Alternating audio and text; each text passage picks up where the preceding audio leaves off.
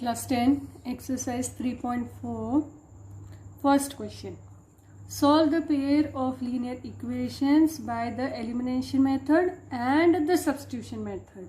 So in this one, we will be learning a new method of the solution, that is elimination method. Okay, and this substitution method we already know. So the first question is x plus y equal to 5 and 2x minus 3y equal to 4. Elimination method. How do you go with the elimination method? Write the equation like this: x plus y equal to 5 and 2x minus 3y equal to 4. Now what you do is you multiply.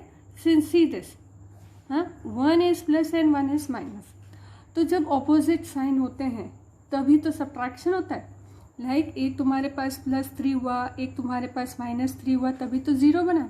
एक तुम्हारे पास -7 हुआ, दूसरा +7 होगा, तभी तो zero बनेगा. और zero बनेगा तभी तो कुछ चीज़ एलिमिनेट होगी. तो हमारा टारगेट रहेगा कि जब हम किसी भी वेरिएबल का कोफिशिएंट सेम रखेंगे और साइन डिफरेंट रखेंगे तो वो एलिमिनेट हो जाएंगे. ठीक है. तो जब y का चेक करते हैं तो यहाँ ऑलरेडी माइनस और एक प्लस है, तो हमको ज़रूरत किस चीज़ की है कि सिर्फ यहाँ पर एक ये 3 से मल्टीप्लाई हो जाए. तो हम फर्स्ट इक्वेशन को मल्टीप्लाई कर देंगे 3 से. So let us multiply the first equation by 3. तो देखो पूरा का पूरा इक्वेशन 3 से मल्टीप्लाई होगा तो क्या मिलेगा हमको? 3x plus 3y is equals to 15. ये मिला हमको 3x plus 3y equal to 15. Second equation का क्या करेंगे? कुछ भी नहीं, as it is 2x minus 3y is equals to 4. अब देखो +3y और -3y मिल गया हमको. हम इसको एलिमिनेट कर सकते हैं. कैंसिल हो गया, एलिमिनेट हो गया. इन दोनों इक्वेशन से y टर्म एलिमिनेट हो गया. ये हमारा टारगेट है सॉल्व करने का. फिर अकॉर्डिंग टू साइन सॉल्व करते जाओ. तो 3 जब साइन कुछ भी नहीं होता है तो इसका मतलब प्लस है, तो 3 + 2 5x. तो यहाँ मिला है हमको 5x इज इक्वल्स टू 19 या x इज इक्वल्स टू 19/5. हमारे पास x की वैल्यू आ गई. अब हम इसी को फिर से स्टार्ट करेंगे. कोई भी इजी इक्वेशन तुम चाहो तो ले सकते हो, तुम चाहो तो ये इक्वेशन ले सकते हो, तुम चाहो तो ये इक्वेशन ले सकते हो. तो अब करेंगे x plus y equal to 5. फिर से इक्वेशन लेंगे. x का वैल्यू कितना है हमारे पास? x का वैल्यू हमारे पास आ चुका है 19/5. तो in place of x will write the value 19/5 plus y is equals to 5.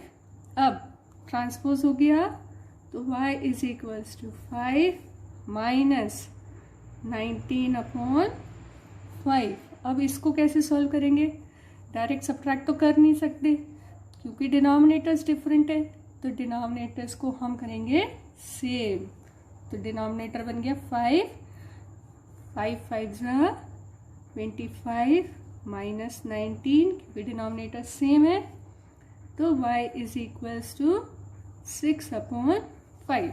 हमारे पास आंसर आ जाता है x is equals to 19/5 and y is equals to 6/5. Same question हमको सब्स्टिट्यूशन मेथड से भी करना है. सेम क्वेश्चन हमको सब्स्टिट्यूशन मेथड से करना है. तो हम अब सेकेंड मेथड लगाएंगे हमारा substitution method. So second one, by substitution method. अब substitution method तो सबको पता है क्या है. तो substitution method में हम क्या यूज़ करेंगे? फिर से हमारा कोई easy equation. तो हम स्टार्ट करेंगे हमारा x plus y is equals to 5. x plus y equal to 5 use में लिया. अब या तो y को उधर भेज दो या तो x को उधर भेज दो, कोई फर्क नहीं पड़ता. तो y is equals to 5 minus x।